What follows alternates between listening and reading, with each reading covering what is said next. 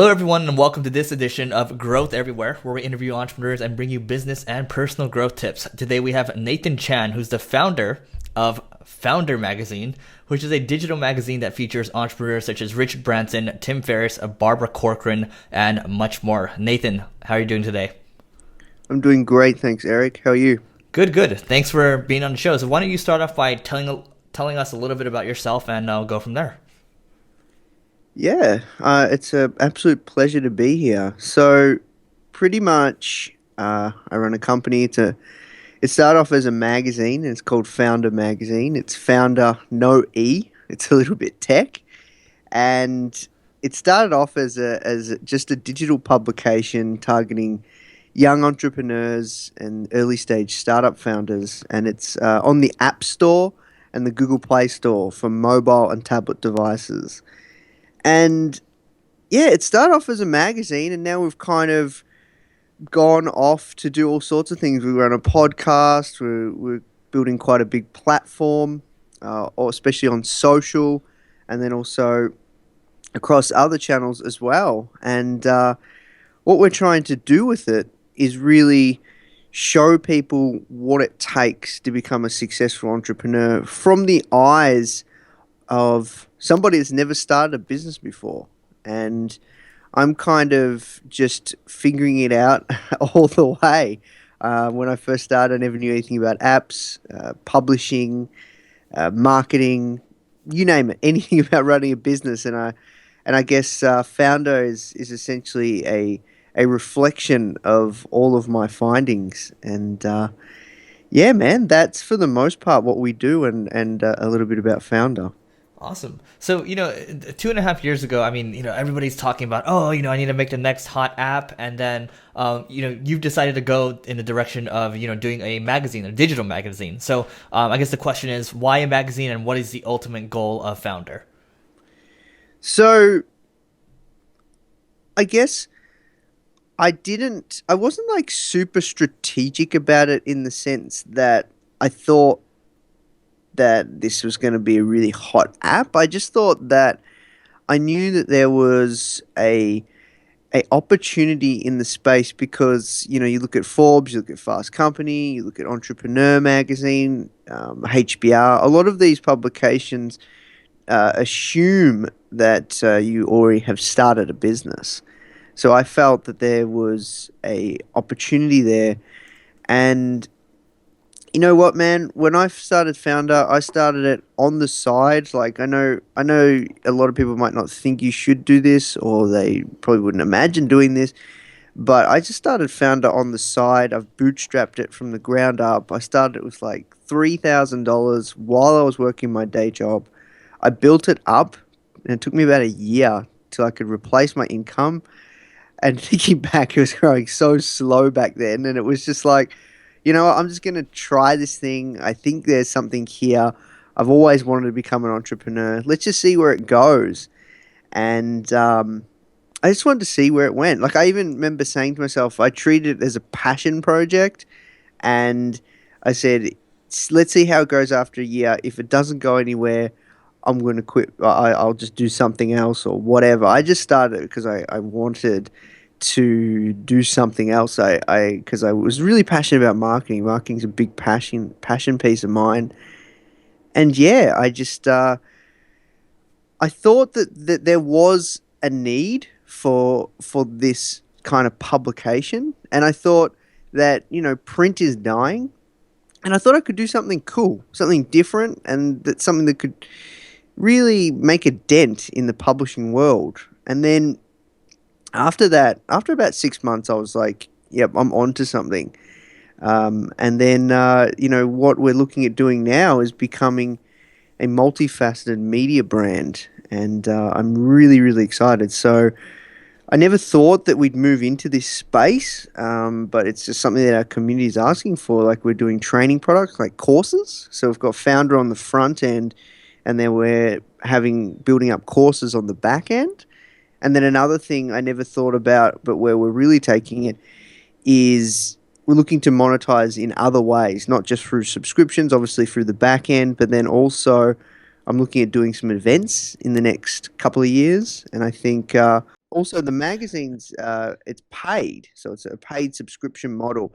So what's interesting is a lot of people, Giga Arm, all these big time publishers are struggling.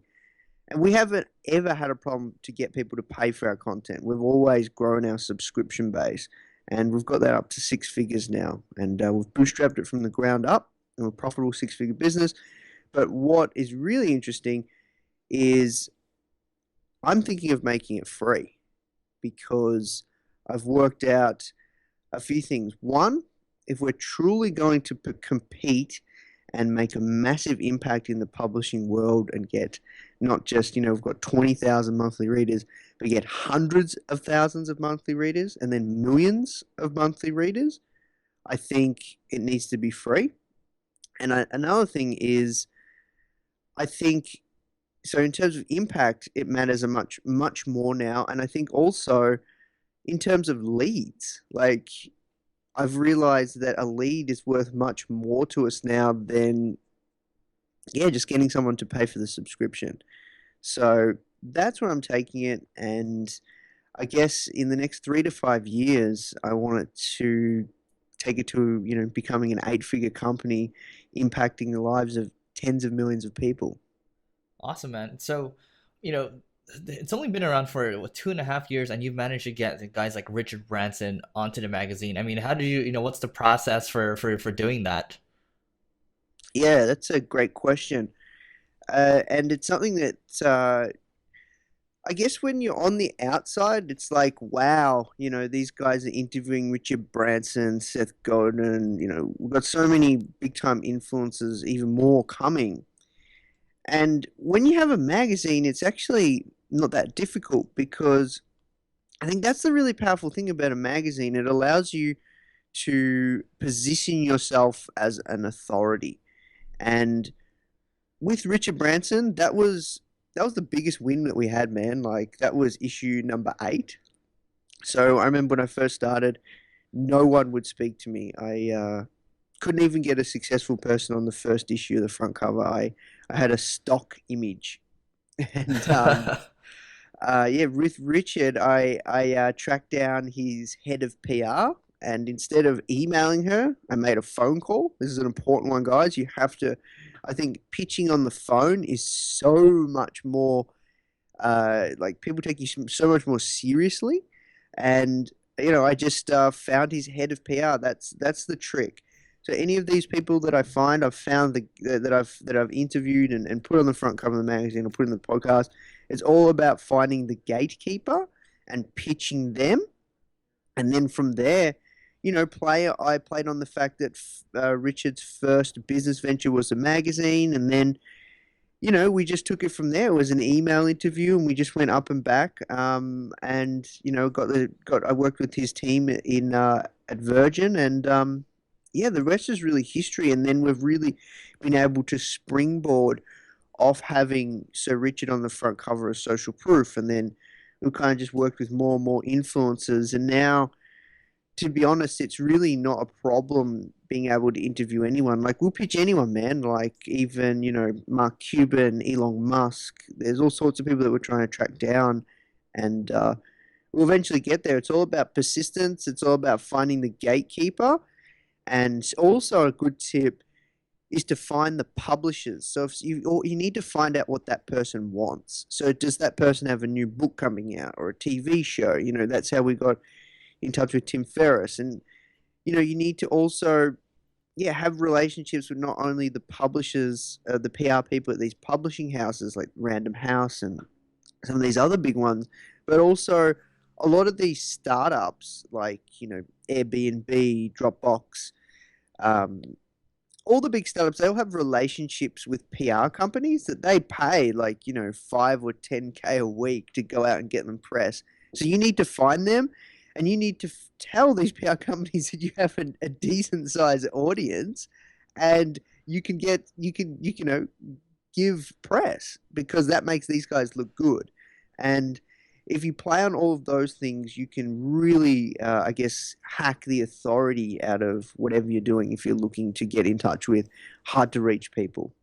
Awesome. So do you think, one of your key takeaways here, at least what I'm hearing is that once you get, you follow up a ton, there's a lot of persistence. Once you get the marquee guy, it's a lot easier to get follow up quote unquote celebrities after that, right? Yeah, because like you just have a really good email and you use that proof. Like, our email when we're if we're pitching or up on the phone, it's literally like, you know, hi, my name's Nathan Chan. I'm the publisher of a digital magazine. We're one of the top 10 business ranked magazines in the App Store. Uh, we have 20,000 monthly readers on the magazine. We can feature it in the podcast. We've got these social channels, and this is our reach. And we've featured Richard Branson, Seth Godin, Barbara Corcoran. I've attached a front cover interview, and this is what it would look like. And the magazine's like really well designed. And then we just, yeah, that seems to work really well. It's just kind of like using all the elements of influence. That book by Robert Cialdini, like Social Proof and Authority and stuff like that. It's really, really powerful. Yeah, so maybe the hack here, people are talking about getting back into podcasting, but it's already a pretty saturated world. But, talking about doing an actual magazine that takes a lot of time and effort, and really, I mean, you're kind of creating a moat for yourself. Maybe the solution is to do something that other people aren't willing to do, which is why people are so into, being on your magazine in the first place, right? Yeah, I think so. Like, I I knew that podcasting was getting hot about 2.5 years ago, and I thought that this would be a cool alternative. So Mm. our podcast, I when I started the magazine, dude, I honestly thought I was going to become a millionaire. Like you said, the next hot app. But then I realized it's like so much more than that. Like if you want to become a millionaire, it comes down to the impact you're making, and then also it's all about the email list and all these other things. But for the most part, it's been a really smart play and it's worked out really, really well because I've just been super consistent with just shipping the monthly magazine every single month, and we get more and more users, more and more readers, more and more people that are finding out about us, coming onto our database, and we're helping more and more people. Awesome. It's fantastic, man. Really exciting stuff. And yeah, I've been, following your growth and it's been super impressive. So one thing I really want to talk about is your Instagram account. So you're nearing close to 300,000 Instagram followers. Tell us the story about how you went from 0 to 300,000 Instagram followers. Yeah, sure, man. I'd love to. So Instagram, we started about 10 or 11 months ago. It's around 10 months ago. So I started our Instagram account in November last year. And that channel has been a massive growth channel, man. Like I know you like to talk about growth. Now that channel has been an absolute game changer, dude. Like that's really helped put Foundr on the map. And the reason is because I first started it because I was bringing on an intern to help me, and I was like, you know what, I I need someone to help run this Instagram account because we weren't really doing anything with it, and I had a few friends that were like killing it on Instagram, and excuse me, they're in the health and wellness kind of, not wellness but the health niche, and they were selling all sorts of other health related products. Yeah, I had a few friends that are killing it on Instagram, and long story short, I was going to brief my intern around how to use Instagram, and I did a couple of posts, and I saw our sales spike in Google Analytics, and I just posted like 5 times, like over 15 minutes, and I was like, "Ooh, we're onto something here." And the thing with Instagram is you can only have the one bio link, and I had the magazine, and that was like, when you talk about customer acquisition, that channel is a match made in heaven if you have apps, because all I did was I put the magazine's link for on iTunes, and so many people were clicking through because one, you can only look at, like, only people only look at Instagram when they're on their phone, So, perfect fit for Foundr. And then I posted like a couple of business related quotes. And then anyone that likes these quotes would love Foundr. And a lot of people were clicking through. So I can't remember the exact metrics around it, but I saw a big spike in sales, like going, we made an extra like $500 to $1,000 just from making those few posts. And I was like, whoa, we're onto something here. So I remember, and this is where it gets interesting. I remembered that like 3 to 4 months back, a guy contacted me saying, "Oh, hey, look, I've got an Instagram account. It's 20,000 followers. I know, like, I'm a reader of Foundr. I love it. I can get you more readers. Let me post about it." And I remember we posted about it, and it was a fail. And like I tracked it, and I didn't get I didn't see any spike or increase to his 20,000 readers. And he just posted like about the Richard Branson issue. And the reason it was a fail was because when we did the call to action, it was like go to foundermag.com/iTunes or Android in the caption. And on Instagram, it's very difficult to get people to do something apart from clicking the link in your bio. If you want them to go outside of the platform, the best thing to do is get people to click on the link in your bio or follow you. You tell that person to follow you. And, from there, I saw that guy, his account was 80,000, and I contacted him. I said, man, because he told me he was from Melbourne, and we actually caught up, and I said, man, how are you doing this? And then from there, it's kind of been a path of just learning how to rapidly build an Instagram account, and we've kind of changed.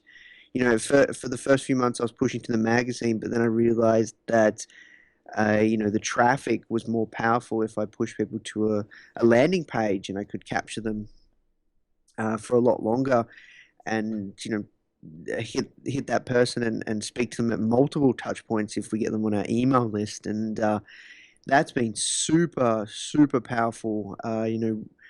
We generate at least 30,000 clicks a month just to one landing page. Doesn't really cost us anything.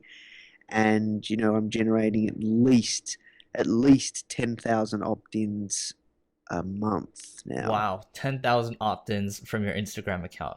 That's insane. Yeah, man, I'm only getting warmed up. Like, it's super targeted. I send people a how to start a business guide, but as I said, I don't really pay anyone, and that's all organic. So I'm going to make some big moves in the next couple of months where I will drop, quite a bit of advertising dollars, but I'll also pretty much I have networks with all these other business related accounts that, yeah, man, like I think we should be able to do at least 20 to 30,000 opt-ins in a month, but we'll see how we go. Wow. Okay. It's incredible. So I guess what are some of the top tactics you can share that really helped grow your Instagram account? I know some of them you actually told me about, but we'll love the audience to know. Yeah, so the first one has got to be consistency. Since I've started in November, I've only missed one day, like that I haven't posted. Otherwise, every day we've posted. And the most frustrating thing is, you know, from the day from I don't know when this is going live, but literally yesterday and the day before, Hootsuite announced that they were doing scheduling for Instagram. It's all bullshit, man. Like, Hootsuite, you cannot schedule on Instagram. You still get a notification on your phone, and you have to approve that notification. It's the exact same as a tool called Latergram, which I highly recommend for scheduling. So that's the most frustrating thing. You can only post from your phone, and you can't really schedule. So I've had to post every single day, and it might sound a little bit stupid. Like, people always say, Nathan, why do you spend so much time on Instagram? Like, we spend anywhere between half an hour to 2 hours. I do a day, not 2 hours a day anymore. For me, it's about half an hour. But in the early days, I was spending a couple of hours a day. And the reason is is it's not something that I can hand over to someone in my team just yet because we've got so many core relationships in place that, are really, really key that I manage. Because it's a lot of it's business development. So the first thing to answer your question, the first piece of the puzzle is to be extremely consistent. We haven't missed a day. I've missed one day of posting, but apart from that, every single day I've posted. And then the next thing is to post frequently. We post anywhere between 4 to 8 times a day, depending on just my schedule and stuff where I'm at. The the next piece of that puzzle, because the more you post, the faster you grow. The next piece of that puzzle is to have brilliant images, and you want that design of those images to be so good that people want to share them. They want to screenshot them and get people to share them around. And then when people are sharing them around, make sure that you're watermarking all of those images because now like so many people, if they're not on our email list or they don't know about Foundr, like they would have heard about it or seen because there's so many images. Hundreds of thousands of people have shared our images with the Foundr branding, and they're just all quotes, man, or startup facts and tips. And I know that it might sound a little bit weird, but this quote thing, it's very, very powerful in terms of people just love sharing quotes. They love tagging in their friends. They love just liking them. And from there, that's really, and the content's really good and it's branded content.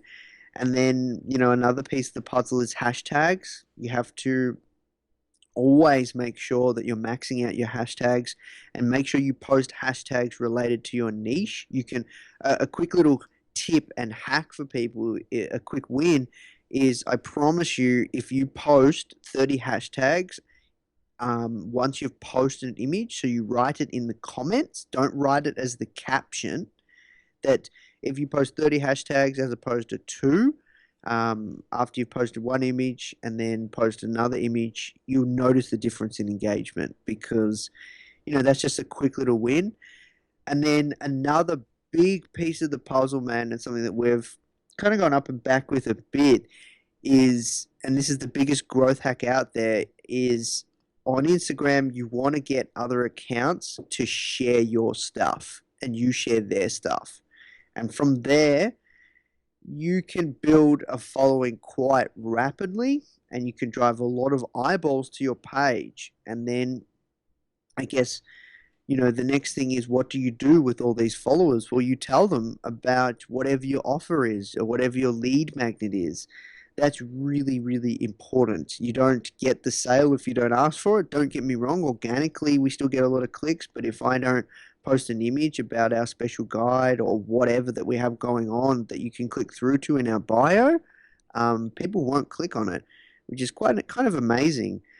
You would think that if you have a link for people to click on and they follow your account and they love what you do, that they will click on it. They don't. They really don't. So that is some great stuff that people can start with. Okay. Now the share for share, I mean, I know you've kind of built it up organically. You've done a lot of business development, but I also understand that there's people that you can actually pay. So do you have any input on paid versus organic share for shares? Yeah, so I think what it comes down to is thinking about this stuff as like a partnership. Like you want to know a secret hack on how to grow your Periscope, and I haven't even started on Periscope, but I think it's going to be an amazing channel. But on Periscope, you can share someone else's feed. If you had like 10 friends, and you all have similar type followings on Periscope, or even if you don't, it doesn't really matter. A lot of people only have a few thousand followers. What you can do is you can just get like once a week or whatever across all those 10 people, get each other to share each other's feed, and that will grow your Periscope followers massively. That's all we're doing with Instagram. So this partnership stuff, it's really happened since the test of time, where you see so many companies pairing up and be like, oh hey, I'll promote your stuff to my audience, and you promote mine. And it's the exact same thing. You can do it on all social media channels. Just no one's ever done it. And Instagram has been the eye opener for me that you can do it. Like partnerships are very fucking powerful, man. And I think it depends on your goals with the account. Like if you're bootstrapping and you don't want to pay, you can definitely grow it without paying.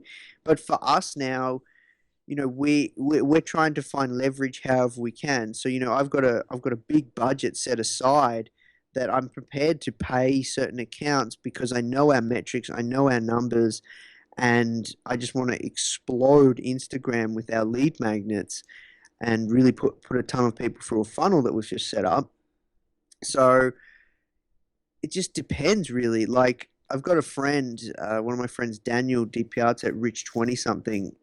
He's generated, at least off Instagram, at least $50,000 of selling at least $50,000 of product in a couple of months, and he's doing a lot of paid stuff, but he's built it up to 100,000 followers, and it's a fast way to grow your account. It's a fast way to grow your authority. It's a fast way to really, really build your list. And it just depends on how fast you want to grow it. It depends on, where you're at with your business, and if you want to pay, you can do it, but it's going to be a lot slower if you don't pay. And you just have to treat it like any channel that you're investing in, or any marketing experiment. You just got to do the numbers, right? Like you need to know how much of a customer costs to put them through any funnel, or whatever you have going on, and start doing some tests. And if the numbers way up,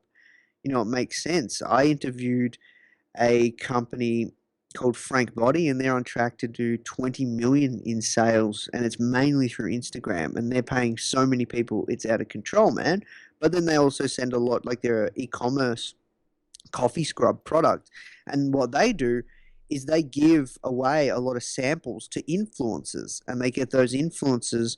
The influencers might charge them or they might not, but they're just getting, every day they've got like 10 people just posting to, 70,000 or 100,000 or 200 or 300,000 people about their product. And I think it's a very, very lucrative channel. But yeah, it depends on the numbers, really, to answer your question. Wow. Okay. So hold on. You just said there's a company that makes a lot of its revenues from Instagram, $20 million a year, right? Yeah, on Okay. track All this right. year. So, and then I'm looking at another one. I'm staring at my Instagram. I mean, Flavor God. I know they do like I think they do $1 million a month, just off Instagram. So, I mean, clearly it's great for consumers. So I guess my question to you, let's say I'm Salesforce and I'm selling enterprise software.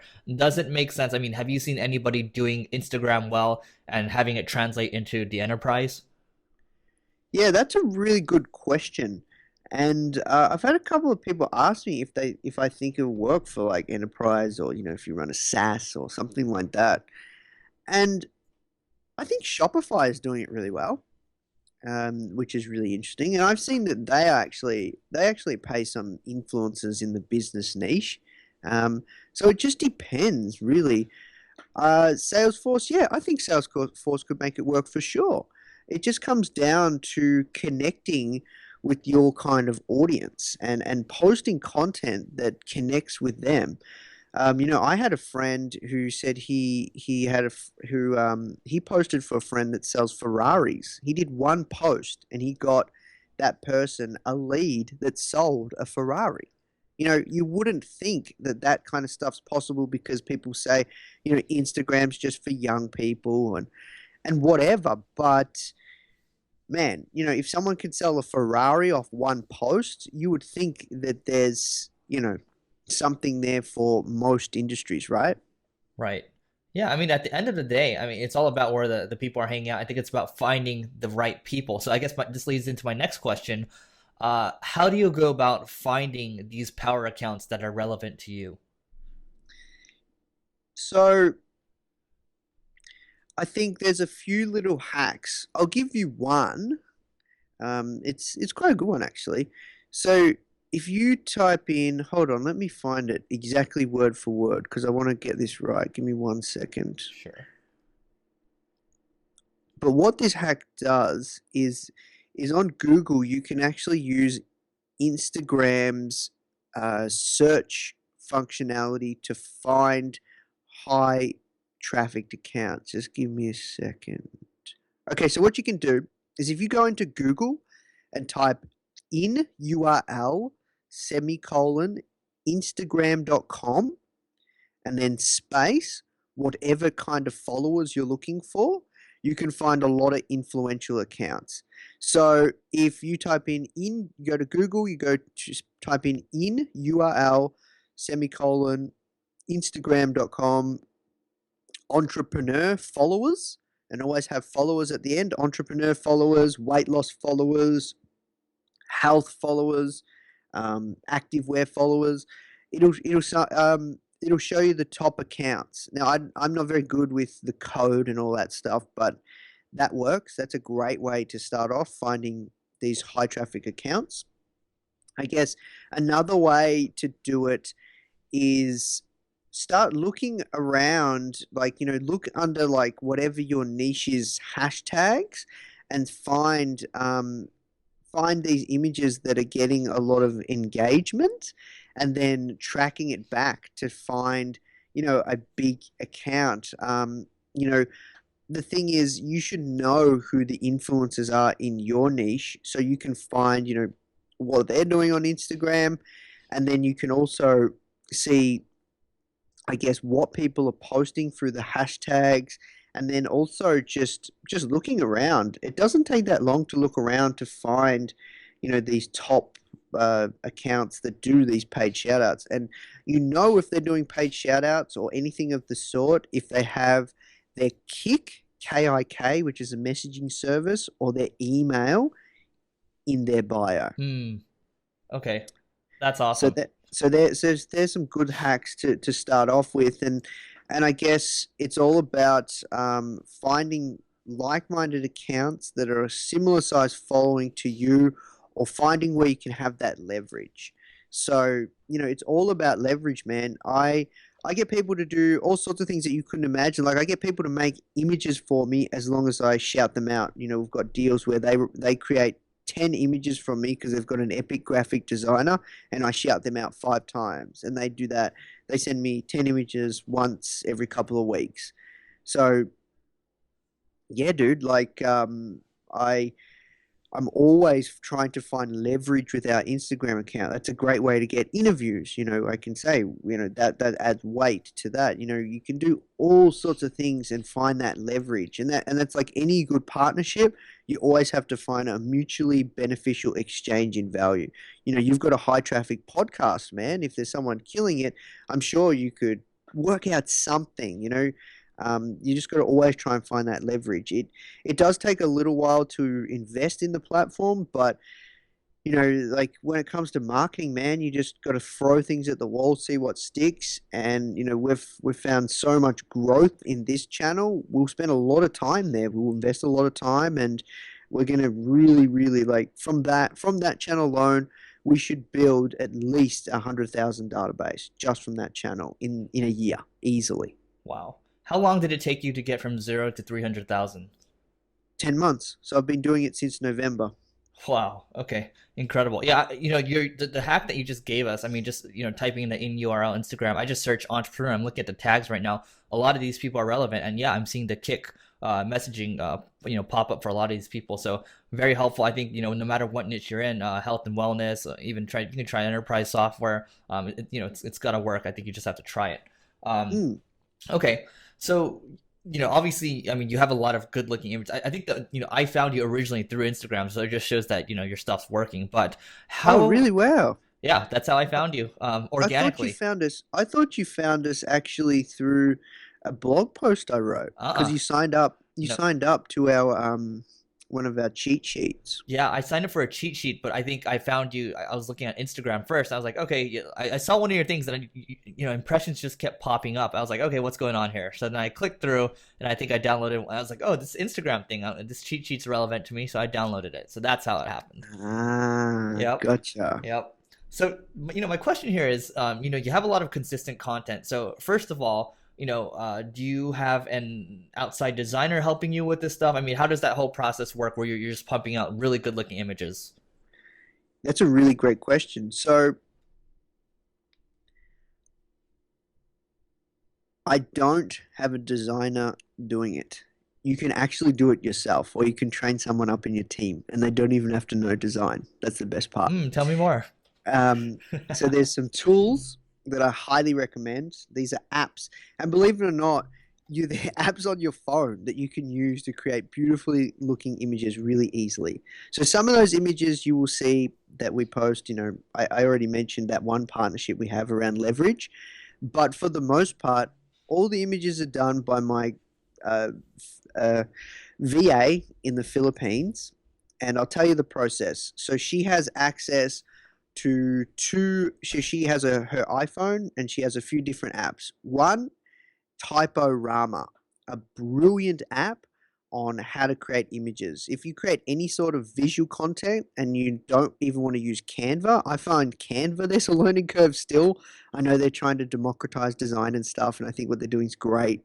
And I want to support an Australian startup, but I'm a little lazy. And me personally, I couldn't take Canva up as fast as I thought I could, but apps like Typorama or WordSwag, all you have to do, dude, is actually just type in like what the quote is or what the startup fact is or what the text is, and then you just choose the font. They've got like 30 or 40 fonts, and then you can just like randomize it and do different types, like like different display or mixing it around different ways, and then literally boom, you're done. You can watermark your image within those apps. So Typorama and WordSwag, and then off you go. You can create these beautifully clean looking images. So I've just I've got a virtual assistant in the Philippines, and she's got a task that she creates like I think 50 images a week for us, and she uploads them into a tool called Latergram. And Latergram is a brilliant tool because what it does is it pretty much is like a buffer, but for Instagram. However, the only piece missing is you have to approve the post. So I've got push notifications on my phone. So she uploads it on Latergram on her computer, and then on the Latergram app on my phone, I've got push notifications, so I get notified like every couple of hours. And we've just got a ton of images in there, and I just approve whichever one that I want, and then it's pre-filled by. So then you just press in Latergram, yep, I want to post this, and you can pre-fill the caption and everything, and then off I go. Like I just choose an image that she's created I've liked, and then I post it. And for the most part, that's how we're doing it in terms of content creation. And another little trick is, I know people might think, oh, you post, 8 times a day, that's too much. Well, if you think about it, we're doing a lot of share for shares. So we're sharing other people's content. So if we're sharing other people's content, you know, that's a great way to I guess lighten the load around how much content you're putting out. And yeah, that's how we're doing it, man. So Typorama and WordSwag with Latergram and trading up someone in your team. Holy shit, this is gold, man. I think we gotta keep going here because Okay, there's so okay. much good stuff. All right, so you're obviously creating a ton of images. I mean, how often do you continue to refresh images until you decide that okay, this is outdated, we should lay this to rest? Yeah, so I think, in 12 weeks and beyond, you can probably reuse an image. And you use those posts as a testing ground, and always look for like the best performing images when you do a share for share or you're using someone's image. The best practice is don't use any of those repost apps. They're really crappy. All you have to do is just screenshot the image and then tag that person. You can actually tag that person like you would tag someone in Facebook, like they're like this is my friend, this is their name. So make sure you tag that person and mention them in the caption by linking back to them, and that's all you have to do. That's the standard practice for a share for share. You screenshot the image, you post it, you tag that person, and then you mention them in the caption. And you want to find those people that you're finding their images, use their images as a testing ground for finding the best curated best curated images, or the best curated content. So look through and be like, okay, I can see that they've got 100,000 followers. I can see that on average they're getting 3,000 followers, but oh, here's an image that got 4,200 likes. So yeah, on average they're getting 3,000 likes. Here's an image that's got 4,200 likes. This resonates with me.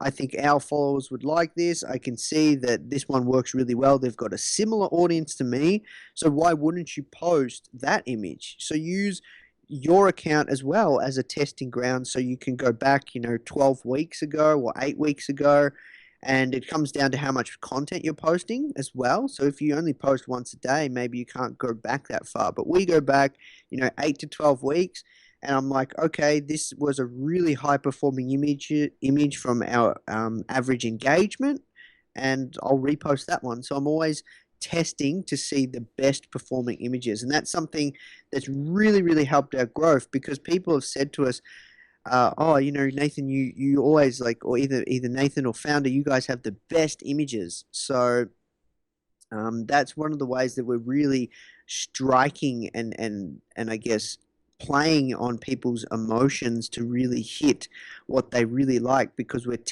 letting other people test for us, or testing our own stuff on what the best performing stuff is. And you can do that, like these practices that I'm talking about, Eric. You can do this on other social media channels like Twitter, Facebook, you name it. Okay. All right. So, I'm looking at a lot of these entrepreneur images, and it seems like obviously you have to give let's just say a library, or maybe some links to your virtual assistant to kind of say, okay, here's where you can get images from, and here's where you can get quotes from, right? Is that how it works? Yeah, yeah, pretty much. Yeah, Okay, yeah, yeah.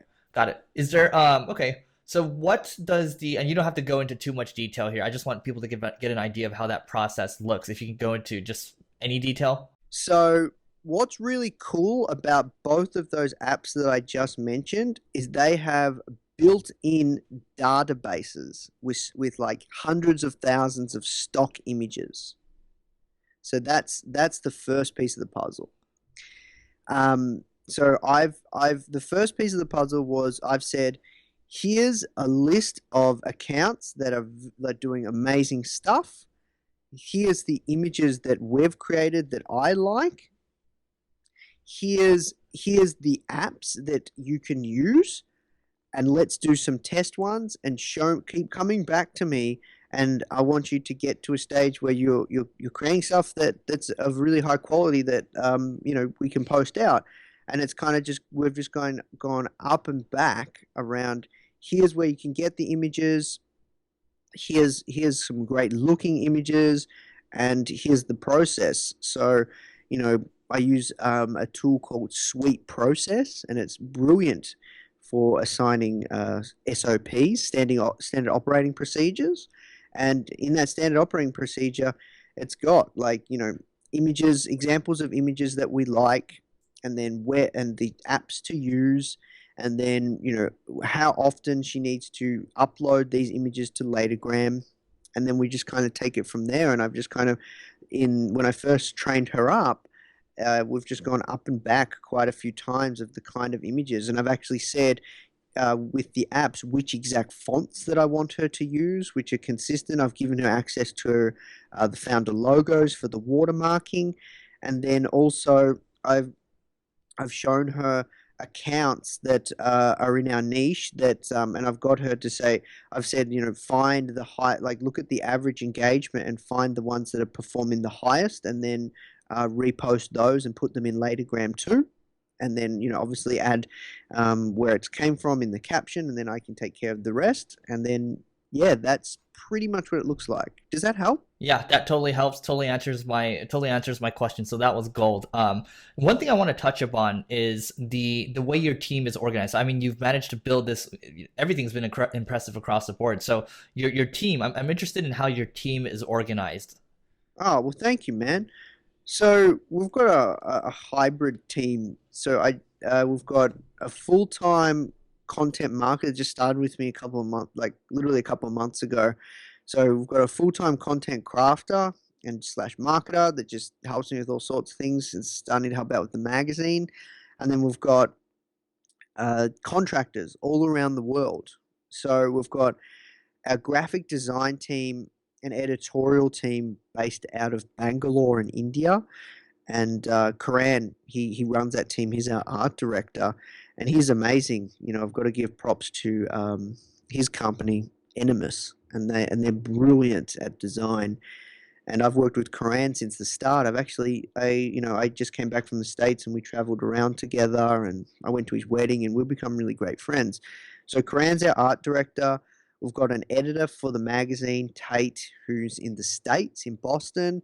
We've got like, 10 to 20 freelance writers all around the world that are checking in with me, and they give me content for not only the blog but the magazine. And then also we've got an AV guy who does all our audio video editing in Hungary, who's another contractor. And then we've got our web developer who's another contractor who does all our web stuff, and he's a great graphic designer and does bits and pieces for us also. Then we've got a virtual assistant in the Philippines, and then we're looking to hire another virtual assistant plus probably in the next 4 to 6 months a business development guy. So that's what the team currently looks like, and then there's me, and I just pretty much project manage everything. So yeah, that's pretty much where we're at. Awesome, man. Sounds like you built a well-oiled machine. So We're getting there. just a few more questions from my side. Tell us about one big struggle you faced while growing Founder. I think the biggest struggle with any kind of, I guess, content house or publisher is building up that audience. Like it's never been build it and they will come, or build it and it'll go viral. It's just been just long, hard slogs of being so extremely consistent and just shipping like product every single day. Like whether it's a social media image, whether it's a blog post, whether it's the magazine, whether it's a podcast episode. Like, a lot of people try and get into this game of building a platform, a platform that has a decent sized audience, whether it's in any kind of niche. When you produce a lot of content and you become a content powerhouse, even if you do it for 4 months, it takes so long, man. I think that's been really difficult.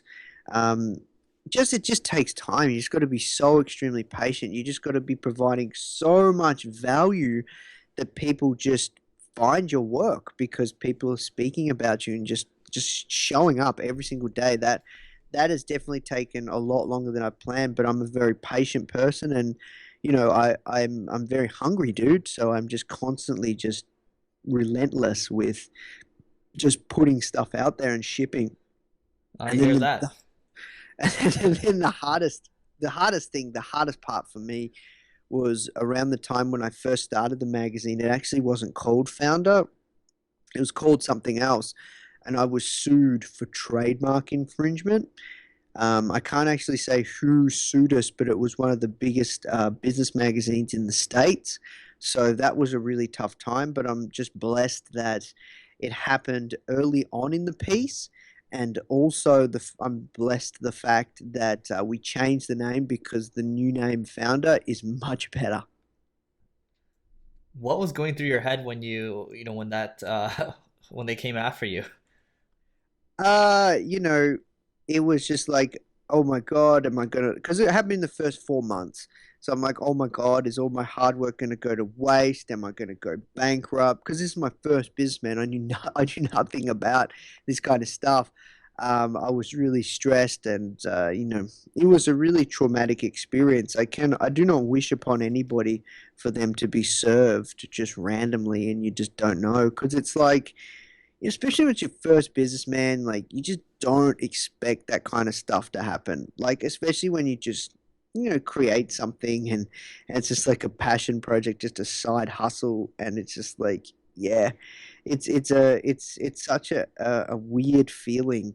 But yeah, it was a really tough time, man. But I'm glad I went through it, and I got some very good lessons on trademark law, and I was lucky enough to have some really key mentors that helped me through the process, and it worked out fine. I admire the persistence, man. Um, Thank you, bro. how do you structure your day? So I, as you know, I just, I'm meeting up and networking with so many people. A lot of what I do is just catching up with people and learning from people that are killing it in certain parts of business, or our business, certain areas that are really important.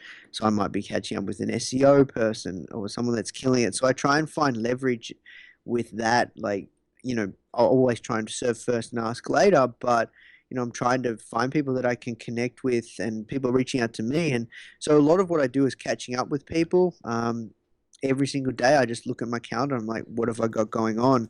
Now that I've got my first, I guess, full-time team member, first thing I'm doing is jumping on Slack, checking in with him, looking at my email.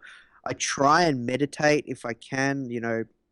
My day's pretty random, dude. Like, I wish I could say I'm super structured, super organized, but I look at my calendar. This is what I've got going on, whether it's an interview or a catch up, and then I've got my little post-it note, my little yellow post-it note of things that I'm working on that are like highest priority. I check in with my team member on Slack, and then I might have a look at his I done this. I use I done this to keep us all accountable, and keep us both in check on what we're working on. And then yeah, just smash it out. I'll obviously do an Instagram post when I wake up. Um, and yeah, like, it's just really random what I'm working on. It just comes down to what point of the month it's at. Like, if we're at the middle of the month, we're shipping a new issue of the magazine, whether it's the start of the month.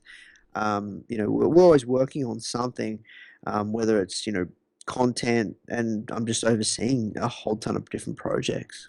Awesome, man. Impressive. Yeah, I think it's, everybody has their own methods of making it work. And I think that's what it takes to make a digital magazine work. So it's always interesting to hear people's responses to this question.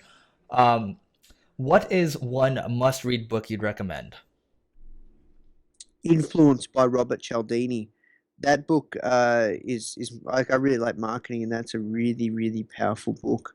And if not that, if you haven't started a business, I think, your audience is like people that are looking to do marketing. So yeah, probably that one. Or yeah, I think if you haven't started a business, the Lean Startup, I really like that. Cool. Great books. Also, I mean, everyone make sure you better at least check out Foundr magazine. It's super cheap, and it's well worth it. And the content's exceptional. So, Nathan, what's the best way for people to find you online? Um, just go to foundrmag.com, Foundr mag.com, or you can find us on Twitter, foundermag, or you can contact me personally, Nathan H. Chan on Twitter, or you can email me. I'd love to hear from you, Nathan@foundermag.com. Awesome, man. Thanks so much for doing this. You're welcome, man. Absolute pleasure. Hey everyone, just a quick heads up that we're giving away a ebook called 29 Growth Hacking Quick Wins. We co-authored this book with Matan Griffel of 1 Month, and it'll give you a solid base on where you can create growth ideas from.